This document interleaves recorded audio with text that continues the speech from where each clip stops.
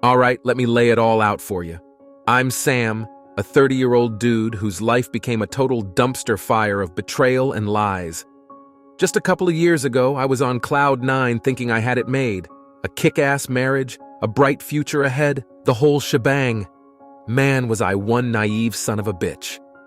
It all started when I first locked eyes on Jessica. This smoke show had looks that could stop traffic, gorgeous chestnut hair, a smile that could melt glaciers, and bedroom eyes you could get lost in for eternity. The second I saw her at that downtown bar, I was a goner. We dated for what felt like forever before I finally grew a pair and popped the question. 6 long years of dating before I mustered up the balls. Of course, good old Mother Nature had other fucking plans for us. Right after Jess slipped that sparkling rock onto her finger, COVID decided to take a massive shit on the world. Our wedding got delayed not once, but twice, as everything ground to a halt. Looking back now, maybe it was an omen of the shit show headed our way. Here's the real kicker, though. Jess always battled her demons hard. Depression, ADHD, anxiety, you name that bitch. She faced it head on. In those dreamy early years, though, it seemed manageable, like just another hurdle we could kick to the curb together. I did everything humanly possible to be her rock when the waves threatened to pull her under. She'd look me dead in the eyes and tell me I was the only asshole who ever made her feel like she could actually become her best self.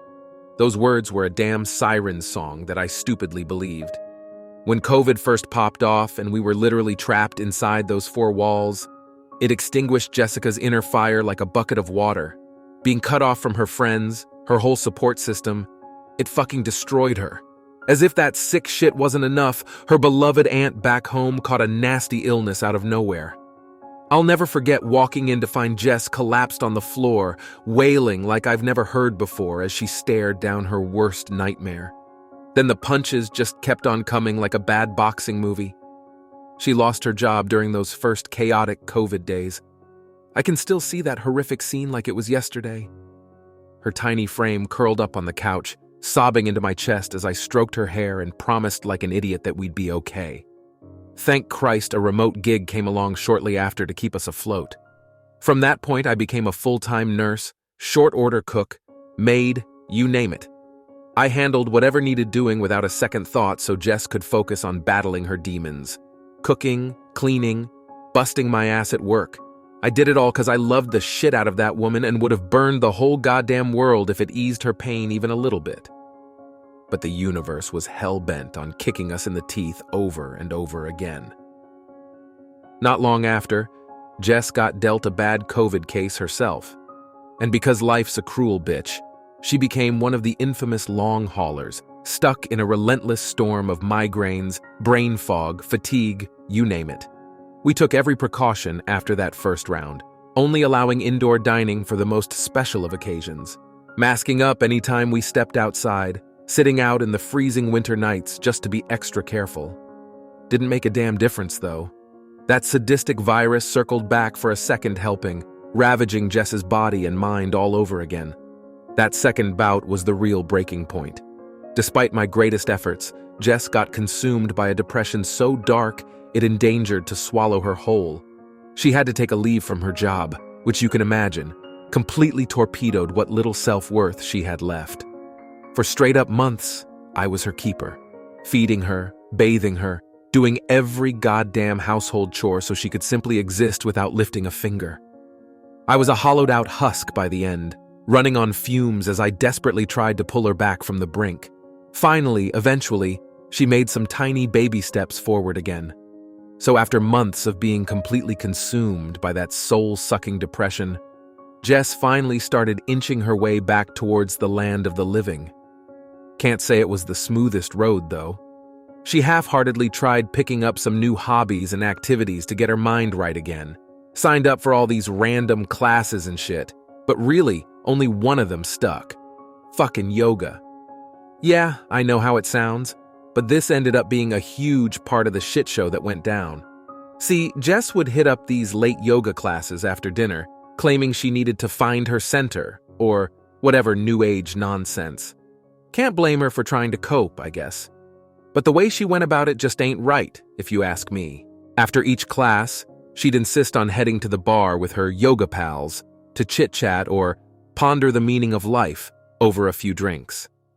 At first, I didn't raise too much of a stink about it. Jess had been through hell, so I figured letting her blow off some steam made sense. Plus, she'd insist she'd only be out for an hour or two before coming back home to me. Yeah, famous last fucking words on that one. Without fail, every damn time Jess would shoot me a text saying, "Just 2 more hours, babe, I need a little more time to think." Then 2 hours would pass and it'd be the same damn story again and again until closing time.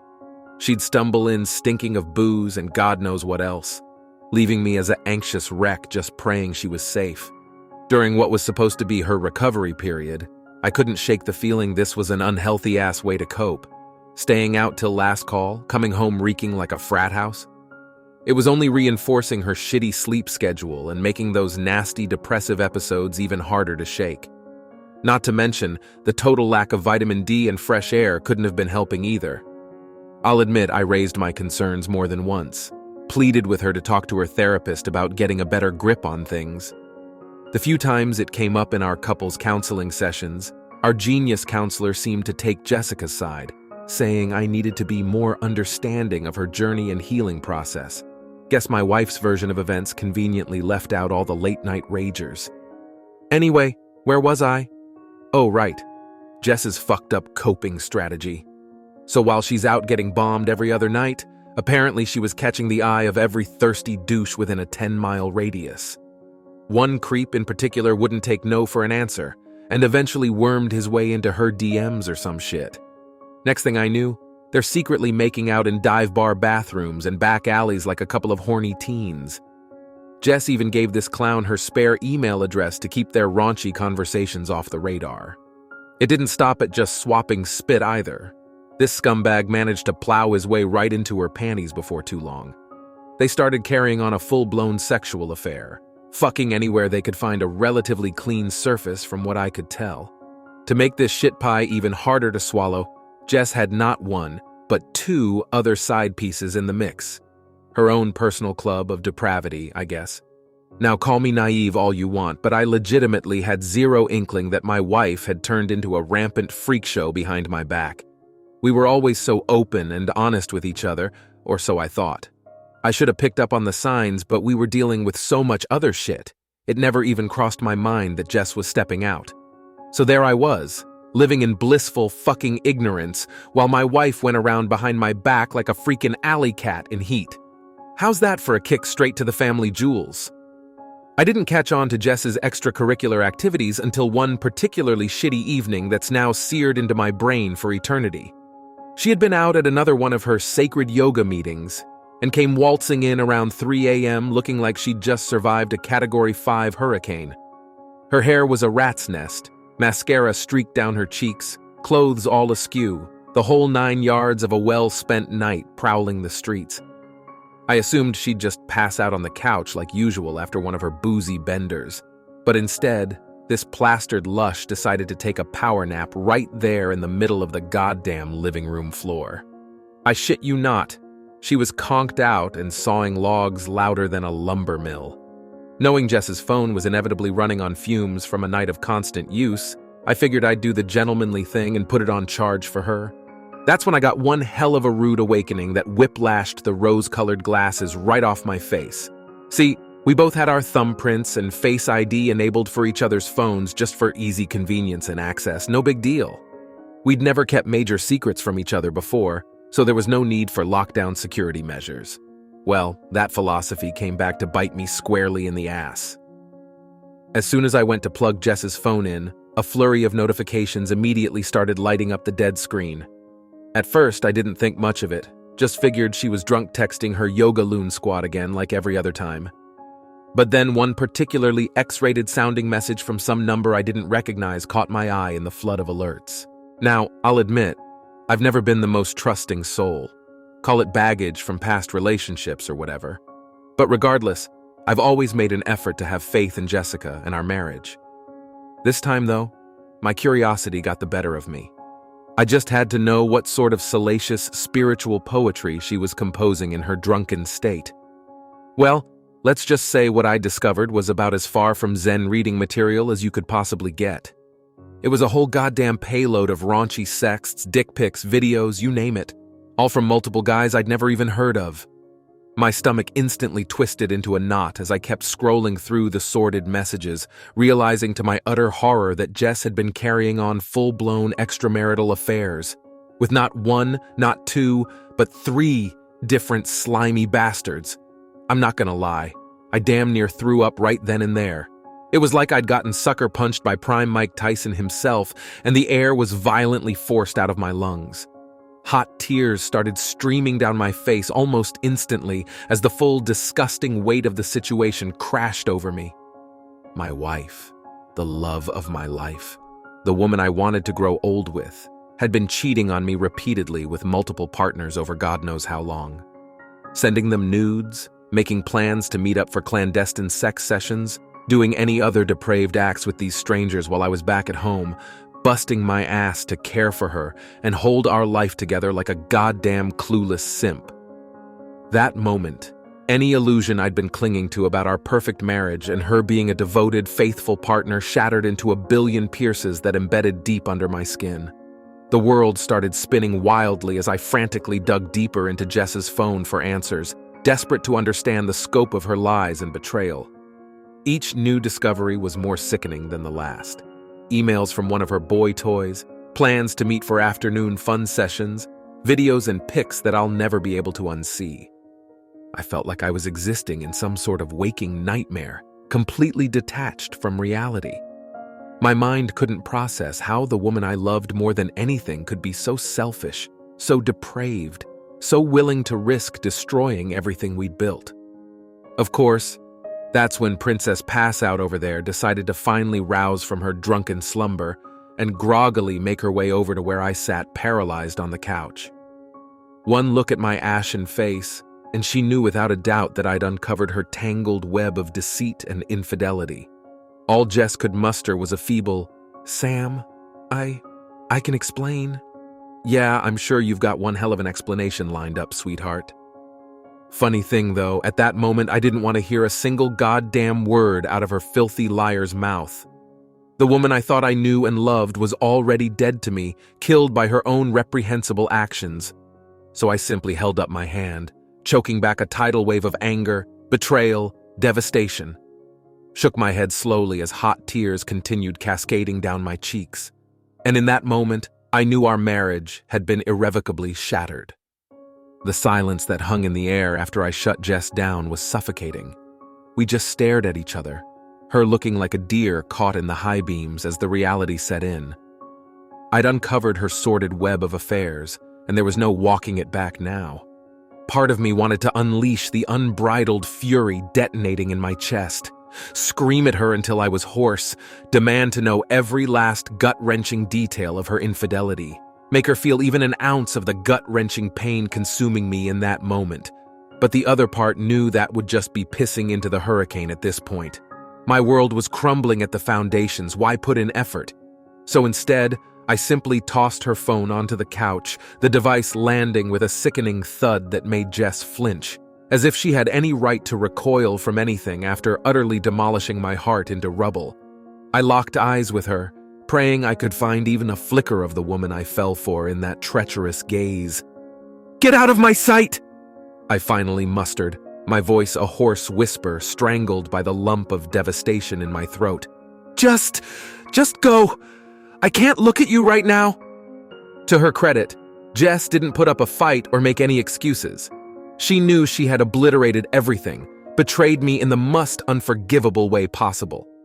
With trembling lips and mascara-stained cheeks, she silently grabbed her purse and headed for the guest bedroom, head hung in shame. Once the door clicked shut behind her, the goddamn floodgates finally burst open. I broke down onto the couch, letting out a guttural, animalistic wail as the anguish poured out in heaving sobs. It was an eruption of indescribable torment and anguish, the sweeping destruction of having my life's dreams and happiness ruined in the span of a few minutes. How could she do this to me? To us? After everything I'd sacrificed, all the ways I'd been there for her during her darkest hours, she could just discard me like a used rag? I felt utterly hollow inside, like someone had carved out my soul with a dull blade and left me as an empty, twitching husk. Questions, accusations, and theories swirled like a hurricane in my mind while I rode out that initial torrent of agony and heartbreak. Who were these shitbags she stepped out with? How long had this been going on? Why now, after everything I did to support her? And perhaps most hauntingly, had I done something to drive her into the arms of another man? Some unforgivable failure or flaw as a partner that made her appetite for intimacy and companionship wander? I tore myself apart, trying to pinpoint where it all went so irreparably wrong. By the time the tears finally slowed to a pained trickle, there was a huge damp stain on the couch from where I'd unleashed the flood. My eyes stung and throat was raw from the guttural sobbing, but still, that pit of hollowness remained, threatening to swallow me whole at any moment. I needed answers, I resolved in that moment. I needed to hear Jess's side, no matter how stomach-churning it promised to be.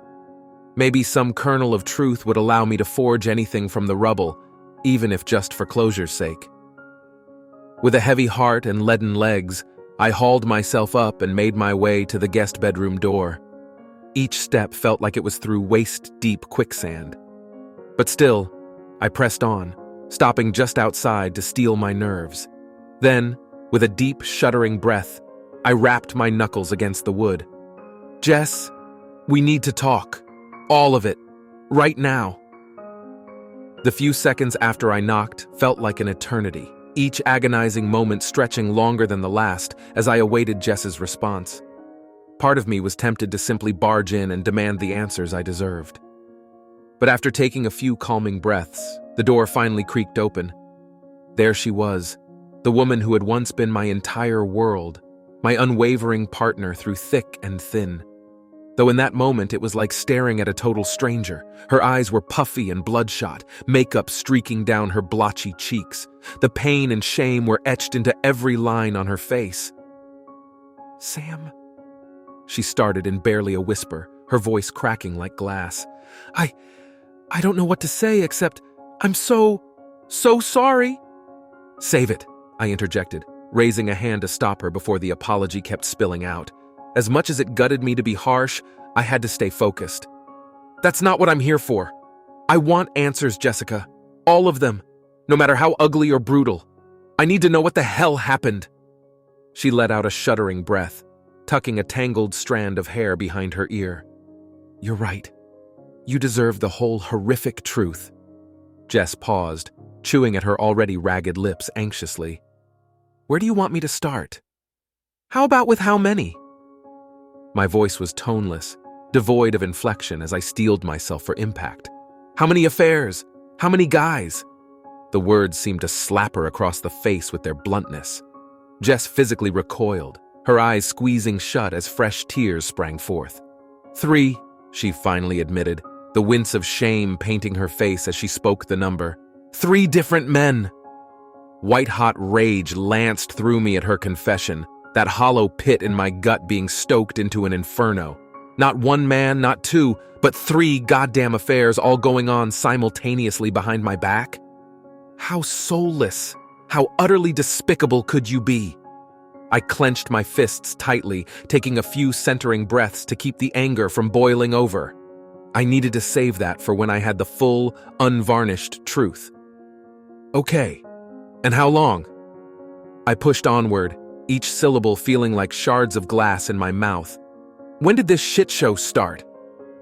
Jess wouldn't meet my eyes, instead staring despondently at the floor as she picked at her nails. "A couple months," she finally mumbled, so soft I barely caught it. "Maybe longer. It quote S all a blur." A couple months? My head spun trying to process that horrific reality. All that time she'd been lying to my face, keeping up this facade of marital bliss while traipsing around behind the scenes like a common whore. Sleeping in our bed, sharing meals, making empty promises of making it through the hard times, all while spreading her legs for any Tom, Dick, and Harry who gave her the slightest bit of attention. I had to resist the urge to scream, to grab her by the shoulders and shake her violently until the sickening revelations stopped tumbling out. How could someone I'd loved and trusted so profoundly be so miserable of a human being? So all those times you said you were out thinking or pondering life or whatever, I seethed, baring my teeth as months of humiliation and anger poured out. You were actually out whoring yourself out to multiple guys? Do you have any idea how thoroughly you've disgraced and betrayed me? Jess's face crumpled, loud, ragged sobs tearing from her throat. I could see the self-loathing and disgust rippling through her body as she slowly nodded in admission, unable to even force out words. In that moment, she was utterly disintegrated in my eyes.